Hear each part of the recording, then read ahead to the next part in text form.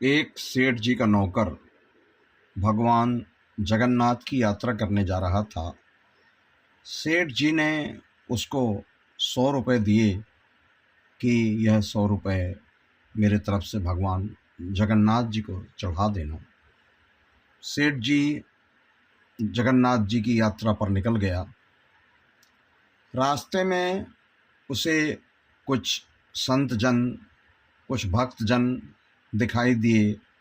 वो कुछ दिनों से भूखे थे, उनको भोजन की आवश्यकता थी।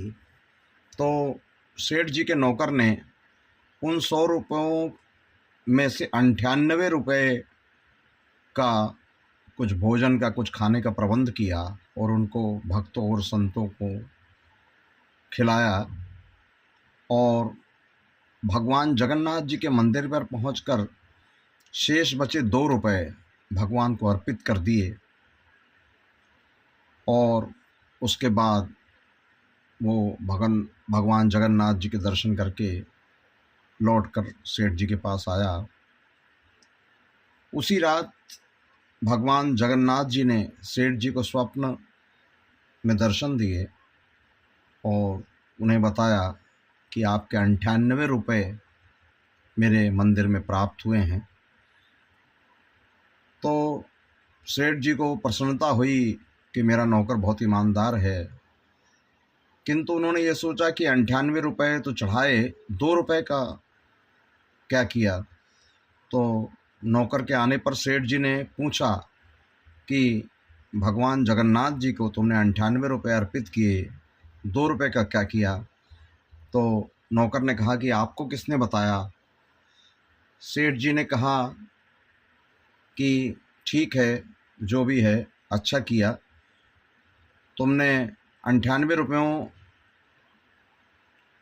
चढ़ाए। तो नौकर ने ये बोला कि नहीं, 98 रुपये मैंने अर्पित नहीं करे, 98 रुपये मैंने संतों को और भक्तजनों को जो भूखे थे उनके लिए भोजन का प्रबंध किया।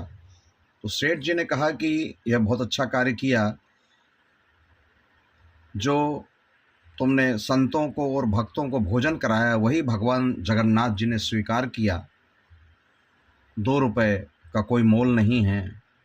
तो इस कहानी का सार यह है कि किसी ज़रूरतमंद की, जिसको आवश्यकता है, उसकी सेवा करना, उसके लिए कुछ खर्च कर देना ही ईश्वर की सच्ची पूजा है। तो भगवान की पूजा करना चाहिए, उन्हें भी मंदिर में भी अर्पण जो भी हो श्रद्धापूर्वक, विश्वासपूर्वक उन्हें अर्पण करना चाहिए, चढ़ाना चाहिए, धन आदि व्यय करना चाहिए। किंतु यदि किसी को आवश्यकता है और उसकी आपने मदद कर दी, उसकी सेवा कर दी, तो वो मदद ही ईश्वर की सबसे बड़ी पूजा है। धन्यवाद।